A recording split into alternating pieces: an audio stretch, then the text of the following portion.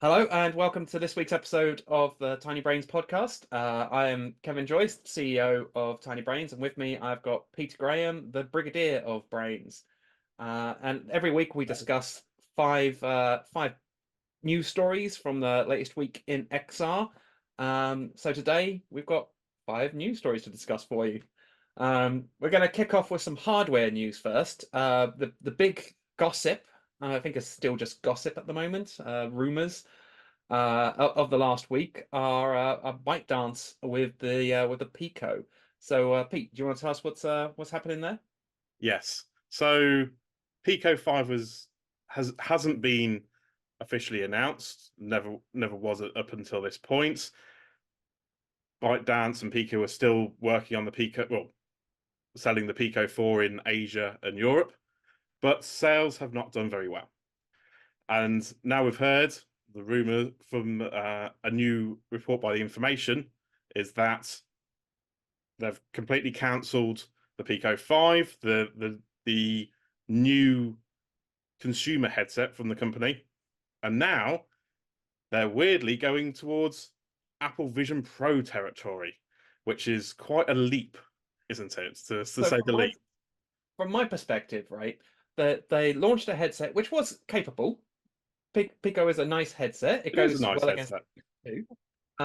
But they launched it at a higher price point with less marketing than the leader in the space and a worse, not worse, less quantity on their digital storefront.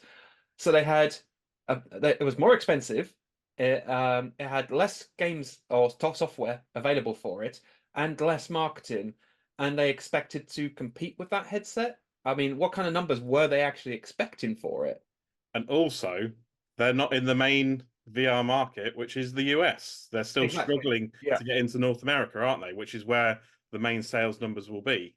So taking all that into account, competing against similar hardware for a more expensive price point with very little brand recognition, now going up against Apple. I mean, It's tough enough going up against Meta, but going up against Apple, uh, that's a tall order. So I'm not too sure, and they don't have the previous hardware experience. Unlike Apple, everyone knows Apple makes high well, end, this is very. the thing. My personal opinion is if they brand this new headset something else, for example, TikTok MR, you know, maybe they'll get more recognition because it's clearly the brand recognition. I mean, like I say, love the Pico headset, but the name, not sure where that lands, right? Um, It's not snappy, is it? hmm. So it sounds like a Fisher Price toy to me. So all those people who aren't UK based, I'm not sure how wide Fisher Price goes, but this is like young infant toys, 3 to 4 year olds. It's a famous brand here in the UK. I'm not sure where else Fisher Price is. Um, but very plasticky, brightly colored toys for small children. And Pico sounds like something that Fisher Price might make. Um, so that's my opinion. Maybe a rebranding would help, but will they? Won't they? That's it. If they're competing with Vision Pro, they're then looking at those sort of price ranges, which is now going against Varo as well with their recently announced XR4. Not many details have come out regarding this headset, so it could be years away. It's got a code name Swan, and they've said it includes cutting edge technologies, well, which is what, eye It's tracking and all news. the rest. So So, yeah, well, it's a bold move anyway if they are doing this.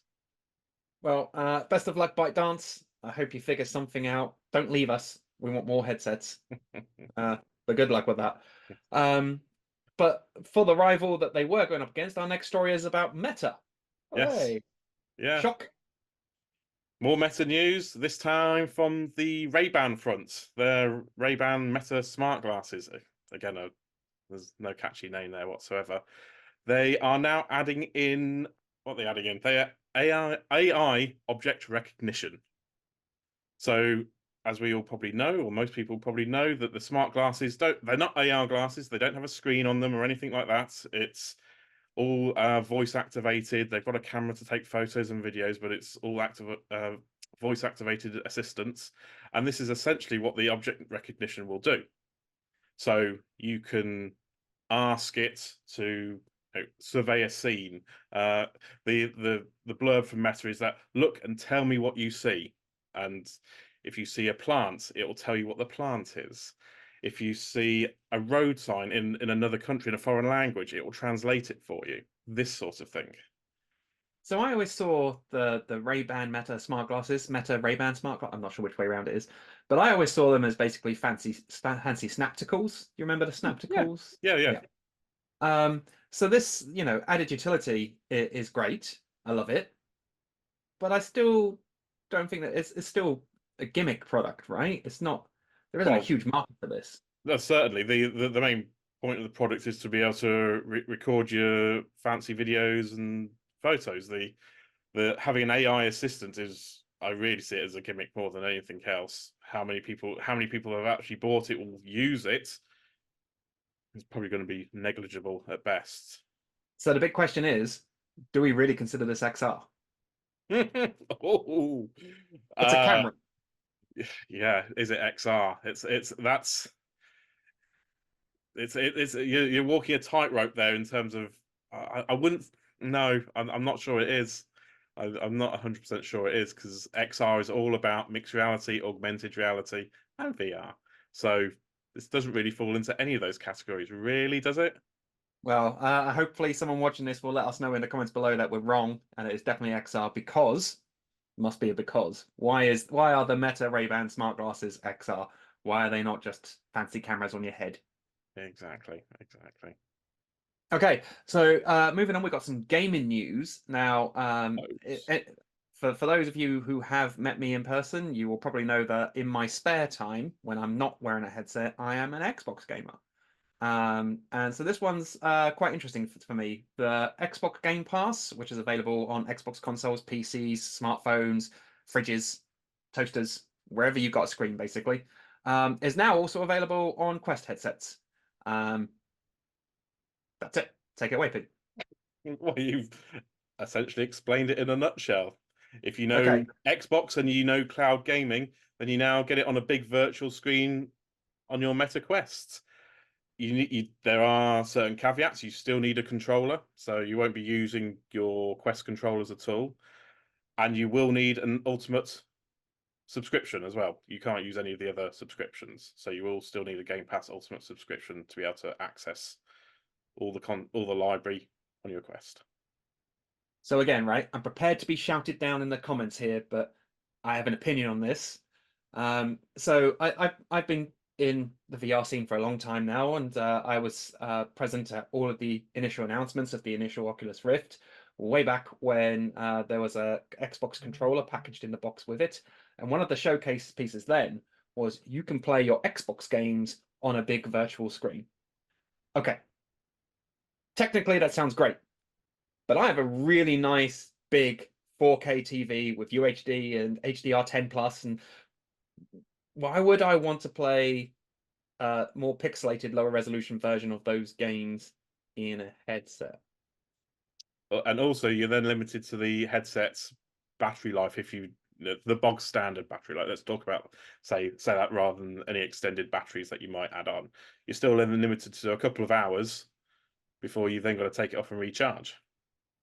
So are you in agreement with me on this, Pete? It's another nice gimmick, but It's another nice gimmick, and also the fact that I've tried Microsoft Cloud Gaming before numerous times actually, and it can be vastly different. The quality, depending on when you're streaming. I've had it. We've probably all, if anyone's tried it, you've had it before, where a quick game you can get on in a couple of minutes, but a lot of the time it's taking me 15 minutes to get onto a cloud so streaming game, and so sat there in a headset waiting for it to stream for 15 minutes, but I'm losing battery time. we're moving away from XR a bit here, but I have thoughts on this.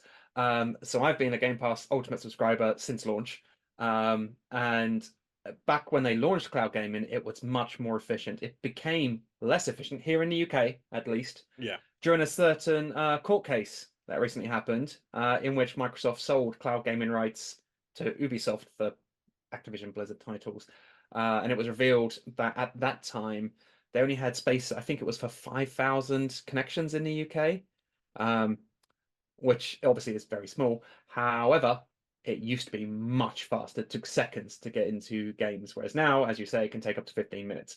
So that's moving away from XR a bit and then moving into conspiracy theories and whatever else. But it just proves the point. Who's going to use this?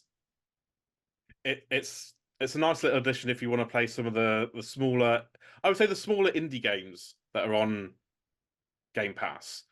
I think they'd be great for this, where you can just drop into a quick indie game, which won't take as long to stream as some of the bigger AAA titles. But again, there's lots of excellent games on the Quest that you can play straight away, download it straight from, play it straight from your library. So one day, VR headsets will replace TVs, and none of us will have TVs anymore, and this will be great then. But until then, thank you, but maybe not. Yeah, not sold. Staying on gaming, Asgard's Wrath 2. I played the original a lot prior to release and a bit after release. It was pretty great. Asgard's Wrath 2, I haven't played it yet, but it's supposed to be pretty great. Then I will also admit that I've not played it because I've just got back from holiday, so I've not had a chance to get. Didn't take a quest on holiday with you? No, I didn't. I don't want to take a quest on holiday with me because Terrible. I'm going to play lots of Asgard's Wrath over the Christmas break. Okay. Lots of people have given it good reviews. What you will notice though is that a lot of the main sites have not reviewed it yet, or they've only given partial reviews due to the fact that it's a huge game, 100 plus hours, 130 plus hours of content. Playing in 2-hour chunks because your battery life. Because yes, so you're probably not going to see a lot of mainline reviews until I would have said January, and yeah, there's what else is more to say? I haven't played, so I don't know if it's good or not. It's very good. The only criticisms I've seen are of the graphical quality, but I mean, come on. The first one was PC VR. This one's on a Quest. Specifically on a Quest 2, there's Quest 3 upgrades coming, but they're not out yet. So it's a mobile game compared to the original PC VR game. What are you expecting, guys? Come on. Yeah, exactly. It's not going to have the same quality as the original. Hopefully, it'll have enough gameplay and enough variety that it warrants spending 100 plus hours in it, which is my main hope more than anything else. Yeah, we'll see over the holidays. We'll see over the holidays. We'll report back in the new year. We'll do a follow up. We'll say, yeah, I've been playing Asgard's Wrath and it's woeful. It's yay or nay. We'll talk about how many times I killed Pete in VR. Okay, that's fine. Okay, so the last story is another gaming one. Kind of gaming, experiential. They don't call it a game; it's an experience. Old school is what it is. But Affected the Manor Complete Edition launched on PlayStation VR 2. Now, this was offered as a free upgrade for anyone who has the original game on PlayStation VR, and this goes right back to the very first launch. If you have Affected the Manor, you can upgrade for free to Affected the Manor Complete Edition. If you have Affected the Manor Complete Edition, you can upgrade to Affected the Manor Complete Edition for PSVR 2. So if you have any version of Affected on your PlayStation consoles and your PlayStation VR headsets, you can get this new version that has just launched for free. It is a very old game now, made by the lovely guys at Fallen Planet Studios, who we at Tiny Brains, full disclosure, work with quite regularly. And it's a haunted house walkthrough, and you will be scared poopless playing this game. Yeah, it was an old school. Well, I say old school. It was one of the original horrors that really hit the mark. On Gear VR originally. On Gear VR. So yeah, 2015, 2016. So yeah, decades ago. Oh, it feels like decades ago. But it's download it for free and scare yourself over Christmas, or scare the family. Brilliant, fantastic. I've seen some people on YouTube since Friday's launch already doing that. There's lots of reaction videos already around on YouTube. So yeah, get Granny in a PSVR 2 and enjoy yourself. Exactly.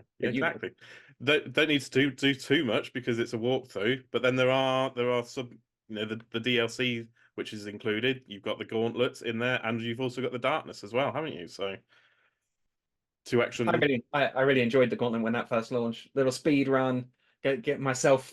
I got on the score chart for day 1, and then got knocked off very quickly. But I was number one on day one. I was quite proud of that. Oh, well done. Well done. Thank you. That's all right. So that's it. That's all we've got time for. That's our top 5 stories. Go and play Asgard's Wrath and tell us what you think of it. Go and download Effects of the Mana because why not? It's free for PlayStation VR 2. And tell us if you think Ray-Ban, Meta, Ray-Ban, Meta, smart glasses are XR or not. And obviously, check us out, tinybrains.uk. Check us out on Twitter. Check us out everywhere. Thanks very much. See you later.